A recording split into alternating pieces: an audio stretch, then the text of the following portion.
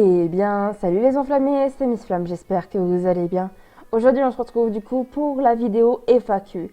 Donc, il y a 5 jours de cela, sur un post dans la catégorie communauté, je vous avais demandé de me poser des questions. Donc, nous avons 11 commentaires. Donc, nous allons commencer du coup tout de suite. Donc, première question de Thomas LCT qui me demande comment t'appelles-tu et depuis combien de temps connais-tu Sifano, Frigiel, etc. Alors, de mon prénom, je m'appelle Mélina et je connais Sifano et Frigiel, oui et non, on va dire. Je les connais pas vraiment, étant donné que oui, je participe à leur série, j'ai participé à la Cité des éléments, les Cupidon récemment ou encore UHC Random. Mais ça me permet pas de les connaître personnellement, donc je sais pas comme si je les connaissais. Je suis, on va dire, participante dans leur série, mais de loin. Donc voilà. Donc, question suivante donc de Yassinmi TFM qui me demande quel âge j'ai. Et ben, j'ai tout simplement j'ai 19 ans. Donc, je vais avoir mes 20 ans d'ici quelques mois. Donc voilà. Question suivante du coup. Donc, question de Myriam5 qui me demande comment as-tu réussi à faire des vidéos YouTube, Bisous Santa, Cité des éléments, avec des grands youtubeurs comme Frigiel, Sifano ou Magic Nup. J'ai réussi à faire ça, donc tout simplement pour ceux qui ont souhaité du coup participer à la Cité des éléments. Il y avait eu un sondage, enfin un document à remplir à un moment qui est apparu sur Twitter, qui nous demandait justement des informations pour pouvoir justement choisir 10 participants supplémentaires. Il me semble que si je ne me trompe pas, il y avait eu 600 personnes qui avaient du coup envoyé leur candidature pour pouvoir participer. Et parmi du coup les 600, 10 ont été sortis et du coup j'en fais partie. Donc c'est comme ça que j'ai pu participer à la Cité des éléments.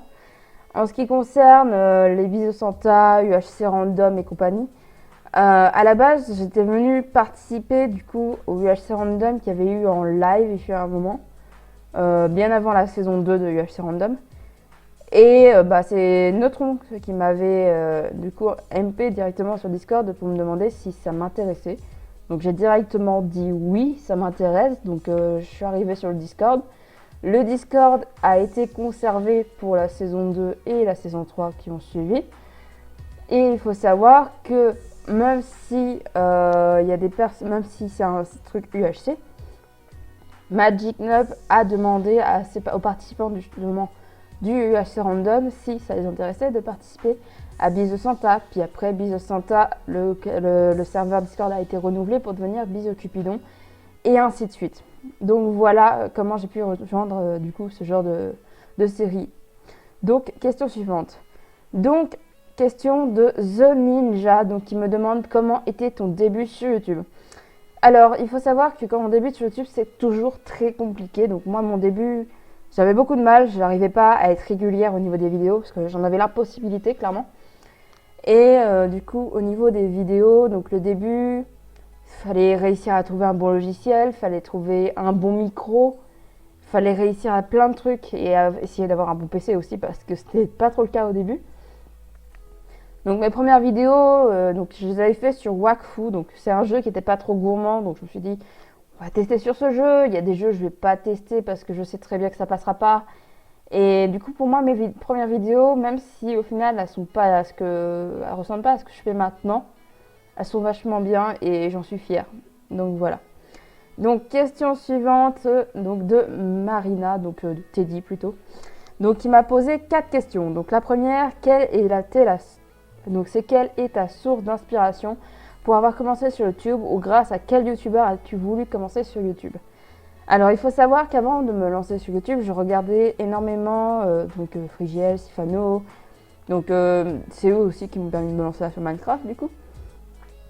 Et à la base, je ne m'étais pas lancée forcément grâce à un youtubeur en particulier que j'ai voulu commencer YouTube, mais plus par une conviction personnelle parce que j'avais besoin d'avoir confiance en moi, j'avais besoin d'un endroit où je sais que je serais heureuse parce qu'à ce moment-là où j'ai commencé ma chaîne YouTube, donc c'est-à-dire il y a bientôt 4 ans de cela maintenant, ma chaîne ça a été quelque chose qui m'a aidée beaucoup parce que j'avais pas mal de soucis personnels à ce moment-là.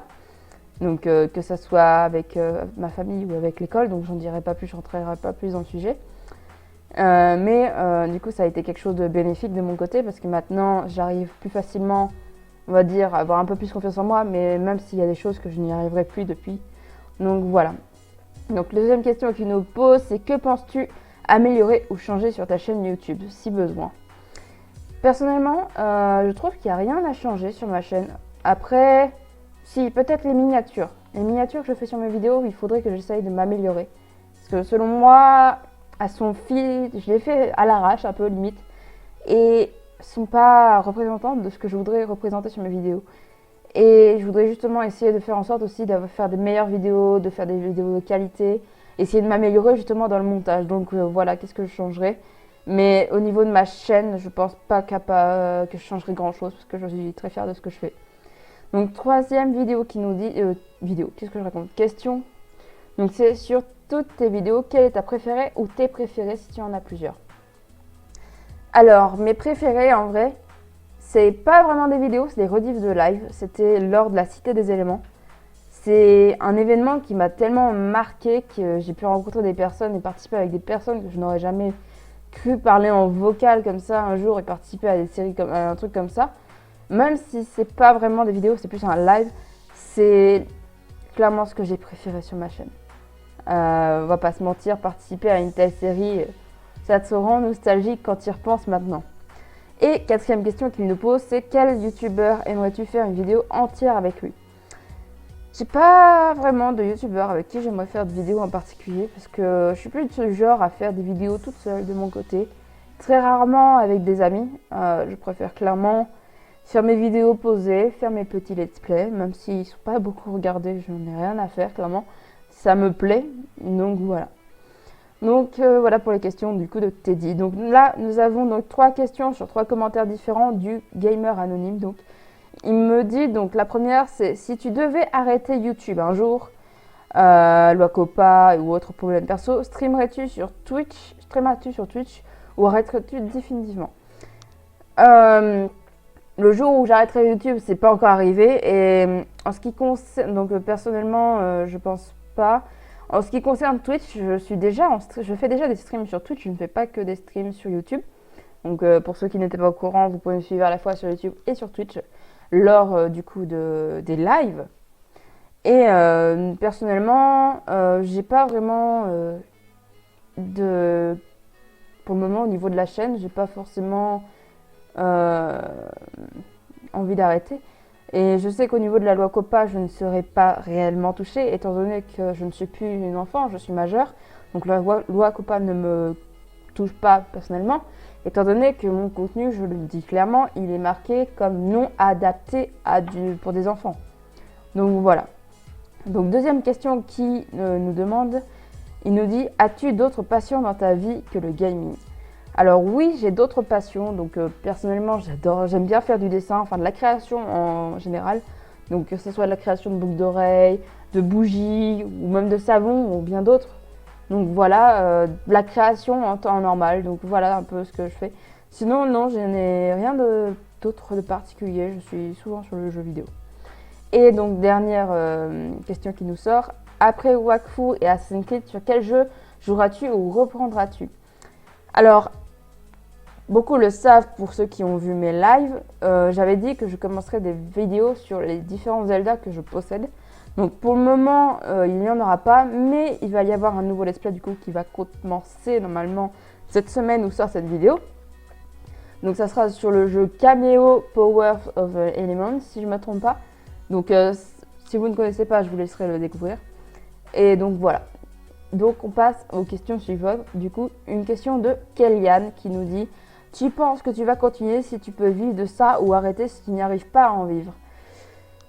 Même si je n'arrive pas à vivre de YouTube, ce n'est pas l'intention du tout que j'avais de YouTube, clairement. C'était vraiment un endroit où me réfugier à la base. Même si je n'en vis pas, franchement, je continuerai parce que j'adore ce que je fais. Ça me prend du temps, ok, mais c'est une passion. Donc personnellement, que j'en vive ou que j'en vive pas, je continuerai. Là-dessus, il n'y a pas de souci. Donc, question suivante qui est de Tupac du coup, qui me dit le jour où tu buzzeras le plus, que maintenant, est-ce que tu penses que tu prendras la grosse tête ou tu resteras toi-même? Clairement, je ne suis pas du genre à prendre la grosse tête dès que je commence à toucher un certain public. Je préfère rester comme je suis, parce que c'est comme ce que je suis à l'heure actuelle, quoi. Je préfère rester moi-même là-dessus, je ne changerai pas d'avis. Parce que clairement, le fait de prendre la grosse tête, comme il dit, je trouve ça un peu limite, clairement, je vais pas vous mentir. Et ça m'embêterait clairement de devenir ainsi, parce que quand je vois le nombre de youtubeurs qui devient comme ça depuis qu'ils sont devenus populaires, ça me fait peur. Et donc, dernier commentaire de Fatalis en pan qui nous dit: as-tu un objectif à atteindre? T'arrêter après un nombre d'abonnés? Alors non, je n'ai pas d'objectif précis. Je ne comptais pas m'arrêter au bout d'un certain nombre d'abonnés. Donc pour moi, peu importe le nombre d'abonnés, je continuerai. Tant que j'ai envie d'en faire, j'en ferai. Et le jour où ça s'arrêtera, ça s'arrêtera. Mais j'ai un doute que je pense qu'on a encore de belles années à vivre avec la chaîne. Bref, voilà, du coup, la FAQ, j'ai pu répondre du coup avec vos questions. S'il y a des questions que vous vous posez encore, malgré toutes les réponses que j'ai pu donner sur cette FAQ, n'hésitez pas à me les mettre en commentaire et je vous répondrai comme je pourrai avec mon commentaire en dessous. Donc voilà, donc j'espère que la FAQ vous a plu. Si c'est le cas, n'hésitez pas à lâcher un like, un commentaire et à partager, ça me ferait super plaisir. Pour les intéressés, vous avez tous les liens utiles en description, donc n'hésitez pas à checker. Et pour ceux qui viennent de me découvrir sur cette vidéo, n'hésitez pas à vous abonner à la chaîne ainsi qu'à activer la cloche des notifications. Et sur ce, c'était Miss Flamme. Bye bye tout le monde.